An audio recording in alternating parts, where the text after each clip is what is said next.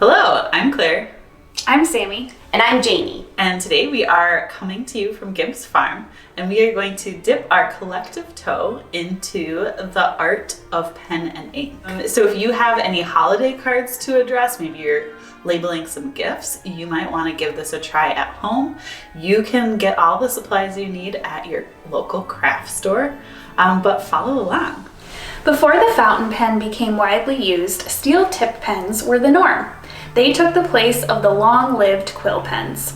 The two parts of a dip pen include the holder and the nib. Inside the nib, there is a cutout called the reservoir, which collects a bit of ink.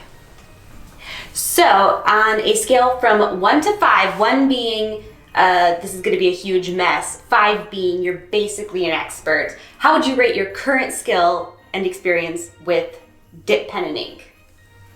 I'm going to give myself a 3. I can be a little bit messy, but I'm really good at filling fountain pens. And I'm also excited, so I give myself a 5 for excitement. I give myself a 2 because I've used modern fountain pens, but I have not used a pen and ink like this before.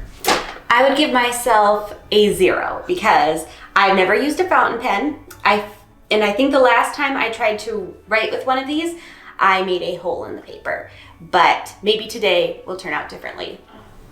So, according to my research, not actual skill, you need to dip the pen into the ink enough to cover the reservoir. You also need to make avid use of your blotting paper.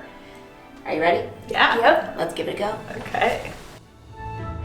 For most of human history, handwritten letters or documents have been the primary form of communication and documentation. For the Gibbs family, living in the early 1900s in Minnesota, letters were essential to keeping in touch with friends and relatives who lived outside of town. It's so gushy. It's not at all.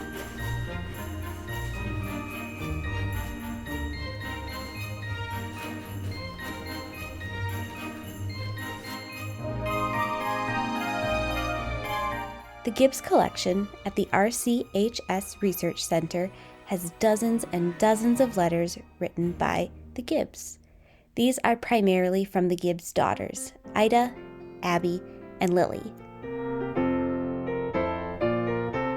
During this time, the Spenserian script was considered to be the standard style of writing.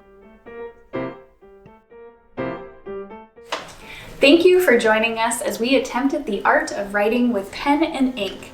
Don't forget to subscribe to our YouTube channel so that you won't miss any future forays into historic pastimes.